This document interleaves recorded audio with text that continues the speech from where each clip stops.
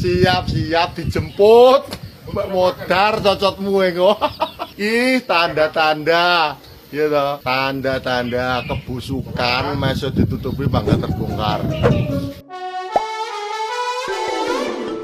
Hola netizen yang tercinta. Capres nomor urut 2 Prabowo Subianto tidak banyak berkomentar soal isi pertemuannya dengan Presiden Jokowi setelah pengumuman quick count Pilpres 2024. Prabowo yang ditemui selepas berziarah ke makam ayahnya Sumitro Jojo Hadikusumo di TPU Karet Bifak, Jakarta Pusat, irit bicara ketika ditanyai perihal pertemuan dengan Jokowi. Sebelumnya, Jokowi mengaku sempat bertemu dengan Prabowo Gibran pada Rabu 14 Februari 2024 malam. Pertemuan itu dilakukan setelah hitung cepat menunjukkan pasangan Prabowo Gibran unggul di atas 50%. Jokowi menyebut pertemuan itu berlangsung berempat. Meski demikian, Jokowi tidak merinci siapa saja 4 orang tersebut. Jokowi juga mengakui telah memberikan ucapan selamat kepada pasangan Prabowo Gibran. Ini setelah hitung cepat semua lembaga survei menunjukkan Prabowo Gibran unggul jauh dan ada kemungkinan langsung menang 1 putaran.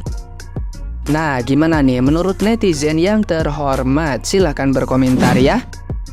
Udahlah, Pilpres itu udah lewat, nggak perlu lagi nyinyir-nyinyiran, nggak perlu saling sindir, mau ngapain, nggak ada tujuannya itu. Yang kalah tetap kalah, terima aja, yang menang nggak perlu jumawa. Mau kalah, mau menang, kita tetap bekerja untuk mencari uang. Kita tetap banting tulang untuk memenuhi kebutuhan. Nggak ada kejujuran dalam politik, teman-teman, apalagi Pilpres. Selalu akan ada ucapan curang dari pihak yang kalah kepada pihak yang menang. Selalu kayak gitu dari dulu, udah biasa banget. Jadi udahlah, mau ngapain sih masih debat-debat aja, Pilpresnya aja udah lewat. Ella di sini minta maaf kalau sebelumnya di konten-konten mungkin teman-teman ada bahasa Ella yang kesinggung mengenai politik atau Pilpres 2024 ini ya. Kita hanya beda pendapat, nggak berpengaruh apapun gitu. Nggak usah ada sindir kanan sindir kiri lagi, nggak usah ada gesekan-gesekan lagi, udahlah. Dan untuk presiden terpilih,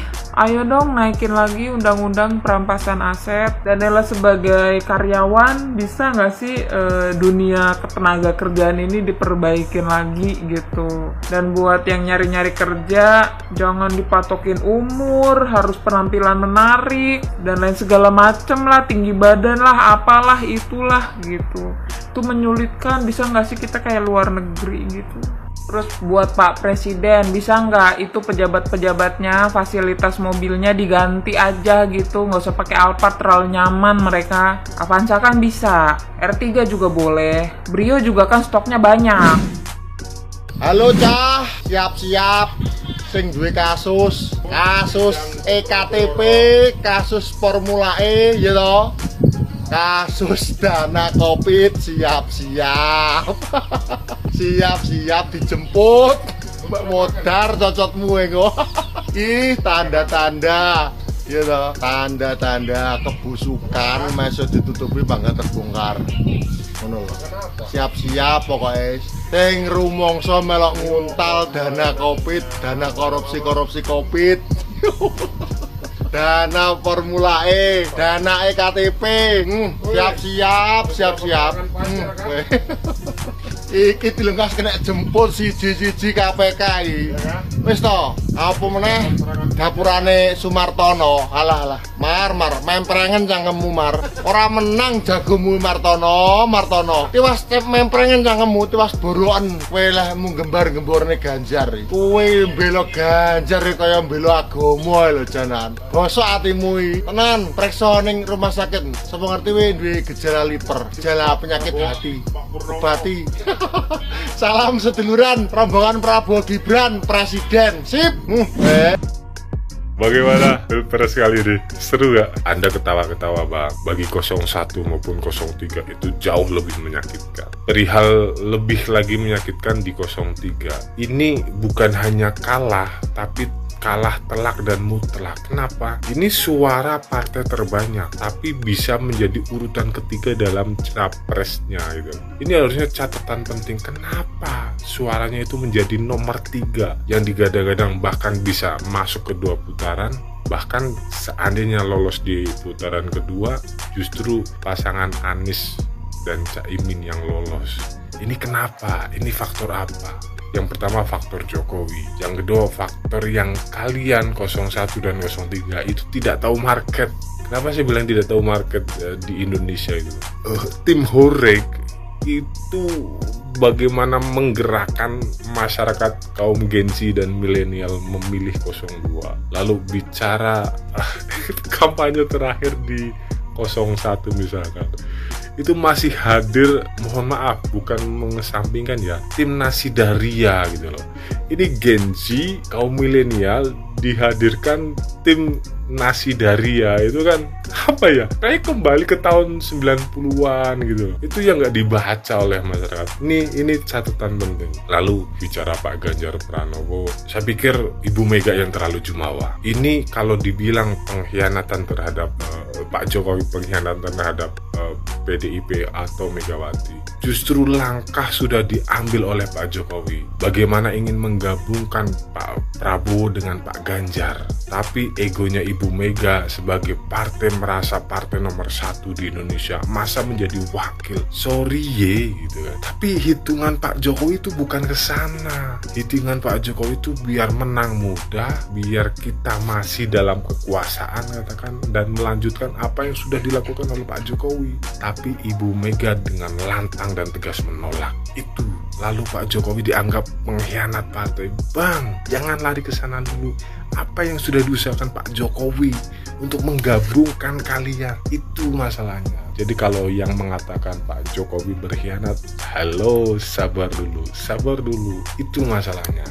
Nah, catatan orang Indonesia itu orangnya pemaaf, lebih menghargai orang yang jiwa padi daripada orang yang angkuh dengan kemampuan, dan walaupun dia pintar tapi ketika ada angkuh.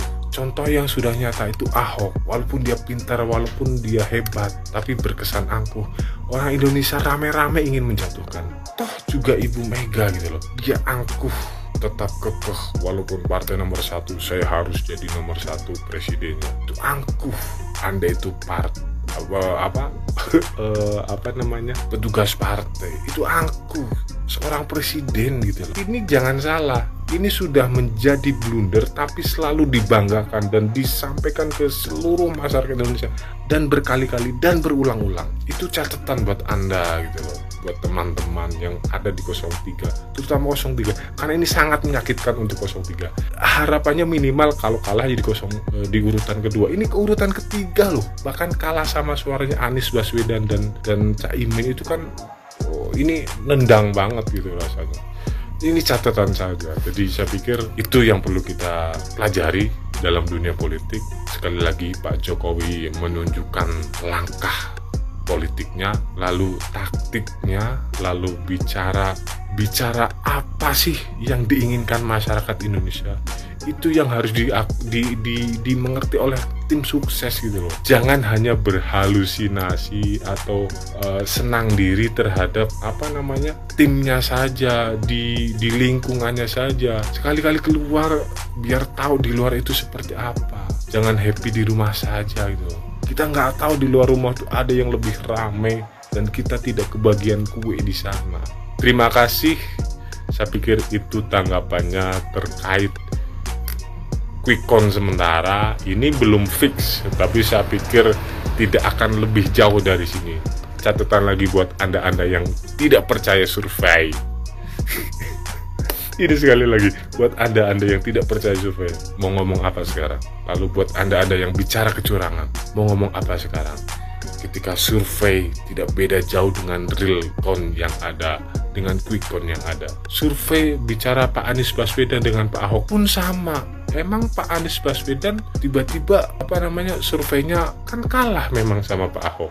Di putaran kedua ada limpahan suara dari AHY, makanya beliau menang. Tapi bicara survei, Pak Ahok nomor 1, Pak Anies nomor 2, dan itu kan terrealisasi. Makanya AHY kalah. Begitu. Oke, terima kasih buat semuanya. Tapi siapapun yang menjadi presiden, kita rakyat tetap cari makan sendiri. Jangan sampai persaudaraan kita putus karena kalah dan menangnya presiden saat ini.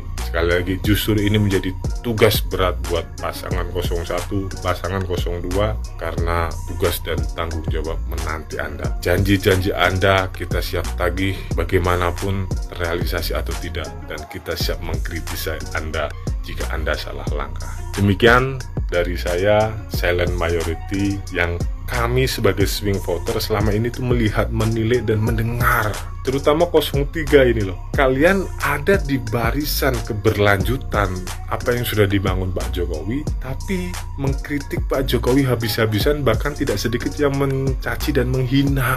Aneh bin ajaib gitu loh. Begitu saja, terima kasih. Wabillahi taufiq wal hidayah. Assalamualaikum warahmatullahi wabarakatuh. Thank you.